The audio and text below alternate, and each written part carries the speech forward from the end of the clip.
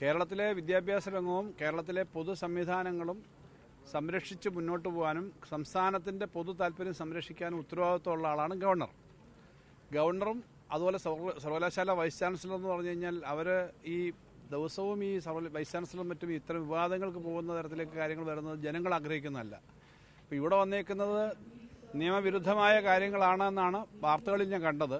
ഈ യൂണിവേഴ്സിറ്റി നിയമവും ആക്ടും സ്റ്റാറ്റ്യൂട്ടും ഒക്കെ ഉപയോഗിച്ച് അതനുസരിച്ച് ചെയ്യേണ്ട കാര്യങ്ങൾക്ക് വിരുദ്ധമായി ഇങ്ങനൊരു നിലപാടെടുത്തതിനെപ്പറ്റി ശക്തമായ പ്രതിഷേധം വരുന്നുണ്ട്. നിയമപരമായ പ്രശ്നങ്ങളുണ്ടെന്ന് പറയുന്നു. എന്തായാലും അത് വളരെ ഗൗരവത്തിൽ ഗവൺമെൻറ് പരിശോധിക്കും. ഇത് സംസ്ഥാനത്ത് ദിവസവും ഉന്നത വിദ്യാഭ്യാസ മേഖലയിൽ കഴിഞ്ഞ കുറേ കാലമായി വിദ്യാഭ്യാസ മേഖലയിലെ പൊതുക്കാര്യങ്ങൾ മാത്രമല്ല, അഡ്മിനിസ്ട്രേറ്റീവായി ഒരിക്കലും ചെയ്യാൻ പാടില്ലാത്ത കാര്യങ്ങളിൽ ഇടപെട്ടിട്ട് അതിനെ സംരക്ഷിക്കേണ്ട ആളുകൾ തന്നെ ഉണ്ടാക്കുന്ന അപകടകരമായ നിലപാടുകൾ ഉണ്ടാക്കുന്ന പ്രശ്നങ്ങളുണ്ട്. നമ്മുടെ പൊതുവിദ്യാഭ്യാസ മന്ത്രി പങ്കെടുക്കാൻ രാജ്ഭവനിൽ പോയപ്പോൾ ഉണ്ടായ സംഭവങ്ങൾ മുതൽ ഇങ്ങോട്ട്, അതിനു മുമ്പ് കൃഷി വകുപ്പ് മന്ത്രി ഒരു പരിപാടി വെച്ചപ്പോൾ ഉണ്ടായ സംഭവങ്ങൾ മുതൽ രാജ്യത്തിൻ്റെ പൊതുവായ താല്പര്യങ്ങളെ സംരക്ഷിക്കാനും എല്ലാം നല്ലതുപോലെ കൊണ്ടുപോകാനും ശ്രമിക്കേണ്ടതിന് പകരം അനാവശ്യമായ വിവാദങ്ങൾ ഉണ്ടാക്കാനും പ്രശ്നങ്ങൾ ഉണ്ടാക്കാനുള്ള ശ്രമം നടക്കുന്നത് ശരിയല്ല. ഏറ്റവും ഒടുവിലത്ത് വരുന്ന സംഭവമാണ് യൂണിവേഴ്സിറ്റി. ഉന്നത വിദ്യാഭ്യാസ മേഖലയിലൊക്കെ ഇങ്ങനെയുള്ള കാര്യങ്ങൾ വന്നാൽ നമ്മുടെ കുട്ടികളുടെ ഭാവി എന്താവും? അതിനെ സംരക്ഷിക്കേണ്ട ആളുകൾ തന്നെ ഇങ്ങനത്തെ കാര്യങ്ങൾ ചെയ്യാമോ തുടങ്ങിയ കാര്യങ്ങൾ സമൂഹം ചോദിക്കേണ്ടതാണ്.